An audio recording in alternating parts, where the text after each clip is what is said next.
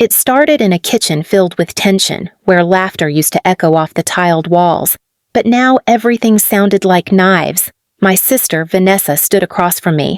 Red-faced, fists clenched, her voice a pitch higher than rage itself. "I told you not to touch my things!" she screamed, shoving a chair aside. "I didn't!" I protested, holding the glass of water I came for, the only thing I had touched. "I don't even go in your room. Please subscribe to our channel and tell us in comments from where are you watching this video." That didn't stop her. She stormed across the kitchen, and before I could process anything, she slammed me against the fridge, her elbow crushed into my ribs, sharp and fast. I felt something crack. My knees buckled and I dropped the glass. It shattered, echoing my own disbelief. I gasped, holding my side, pain crawling up my spine like fire ants.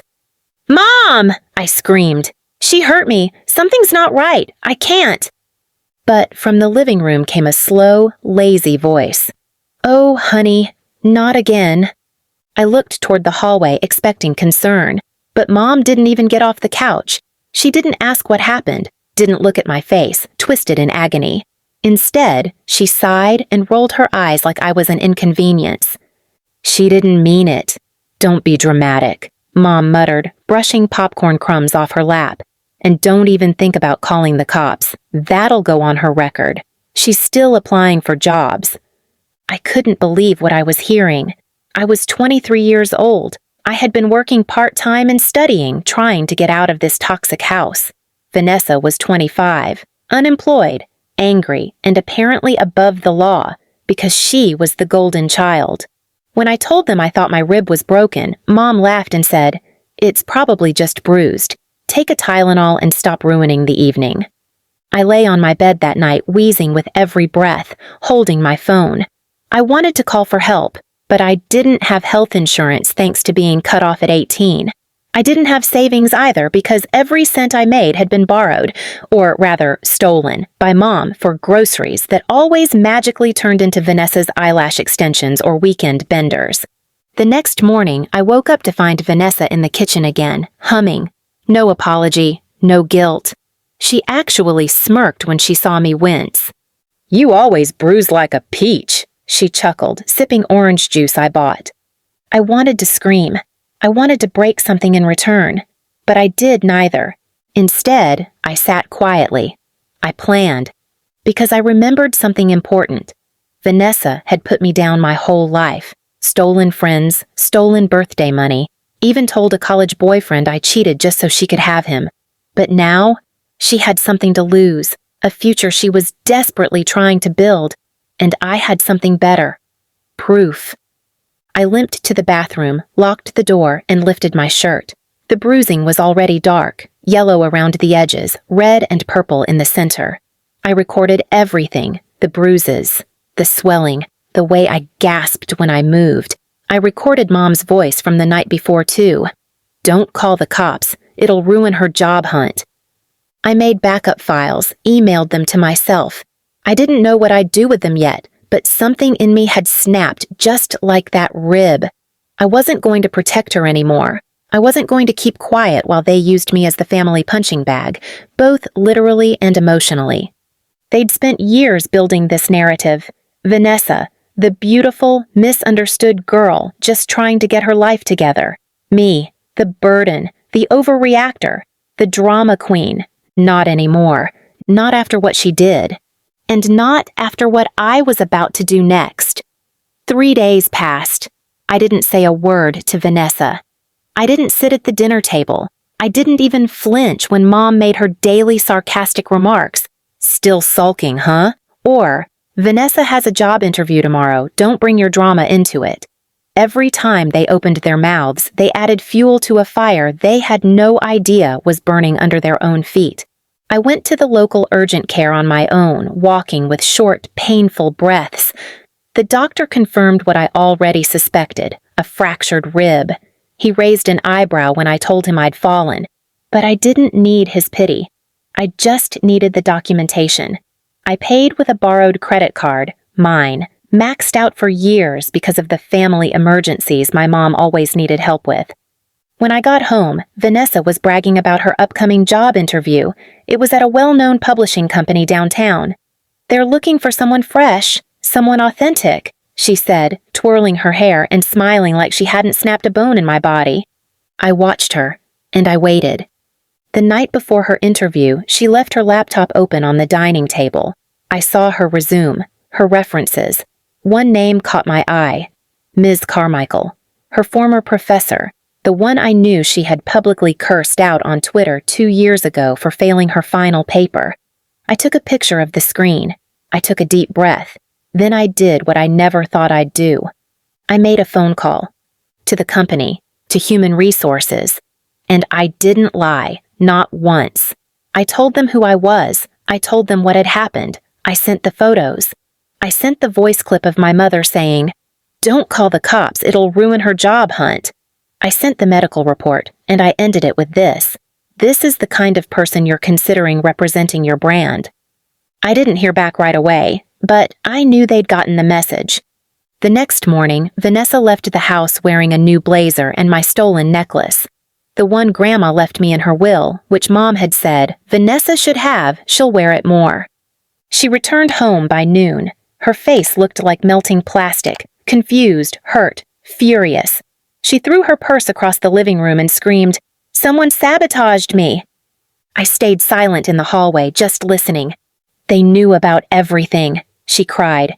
"They said they received an anonymous file accusing me of assault and fraud, that it came with evidence." Mom was horrified, not by what Vanessa had done, but that someone dared to expose it. "Who would do that to you, sweetie?" she asked, rubbing her back. Vanessa's eyes scanned the room, then landed on me. "You," she hissed. I tilted my head. Funny how the truth always comes back around, huh? That night, chaos erupted. Vanessa threw a plate. Mom screamed. I locked my door and smiled, because the dominoes were just starting to fall. The next day, Vanessa got an email. She was permanently blacklisted from their hiring list. The HR team had also contacted her alma mater and submitted a complaint about the falsified resume. I knew she'd faked her internship hours, and I knew exactly how to prove it. Meanwhile, I started collecting every receipt, every bank transfer, every email where Mom had borrowed money. I sent it all to a legal aid nonprofit I found online. Turns out, family theft is still theft. And financial abuse? That's a whole case in itself. They offered to help me file charges. I didn't say a word to my parents that week. Not until the day I left.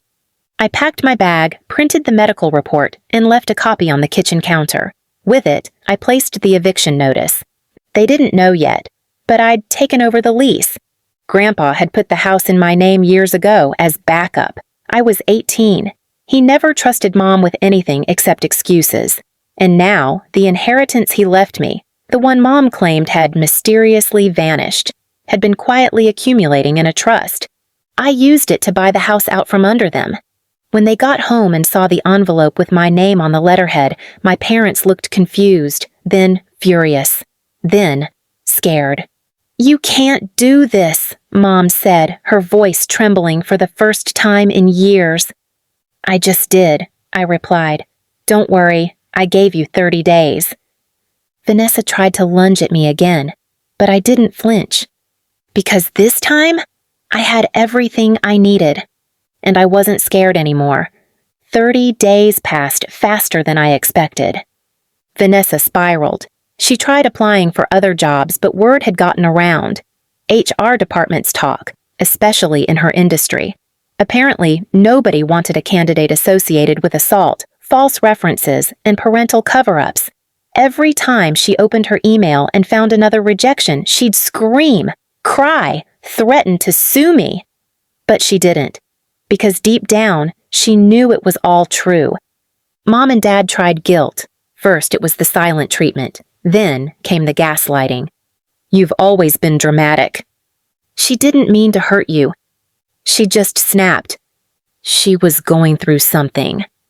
But not once did they say the words I needed to hear. "We're sorry." Instead, Dad muttered, "This house was never meant to be yours anyway." To which I smiled and replied, "Funny, The paperwork says otherwise. Vanessa had nowhere to go, and yet, instead of being humble, she stormed into my room the week before the move-out deadline, acting like I owed her a fresh start. "You're ruining everything for me," she snapped. "You're so obsessed with being the victim, you forgot how to be a sister." I stood calmly. Being your sister has meant bruises, silence, and pretending you're normal when you're not. I didn't forget how to be one. I just chose not to be abused for it anymore. She threw her coffee mug. It shattered inches from my face. I didn't flinch. I picked up the phone and said one word. "Police." She screamed again, but I didn't hear the words, only the panic. The truth was, this wasn't just about the fight. This wasn't just about the rib. This was years of being the backup, the afterthought, the one who got blamed when the TV broke, when the phone bill wasn't paid, when money went missing. This was the story of my life, and for the first time, I was writing the ending. The cops came. Vanessa locked herself in the bathroom, crying. Mom begged me to make it disappear. "This'll destroy her future," she pleaded. "You should have thought about her future the day you laughed while I couldn't breathe." They were given one final extension, 48 hours. The day they left, they didn't even say goodbye. Vanessa stomped out with 2 garbage bags full of clothes and Mom's screams behind her. Dad didn't look at me. He looked at the floor, like he couldn't bear to face the daughter he'd spent years ignoring. Once the house was silent, I stood in the middle of the hallway and listened to the quiet. No slammed doors, no sneers, no Vanessa pretending she was untouchable, no Mom playing referee with a loaded bias, just peace. A week later, I started renovations, painted over the holes, got rid of the old furniture, scrubbed away the memories. Then I did something bold. I turned Vanessa's old room into an art studio. The one thing I was always told would never pay bills.